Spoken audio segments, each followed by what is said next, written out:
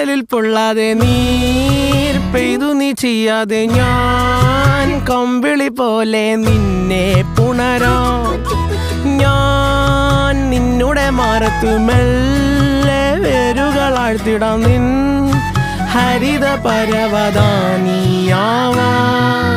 കാലം കൂട്ടുനിന്നില്ലെങ്കിലും എന്നെ പറിച്ചെറിഞ്ഞാലും വീണ്ടും പടർന്നു കേറിടും ഞാൻ. കാലം കൂട്ടുനിന്നില്ലെങ്കിലും എന്നെ പറിച്ചെറിഞ്ഞാലും വീണ്ടും പടർന്നു കേറിടും ഞാൻ.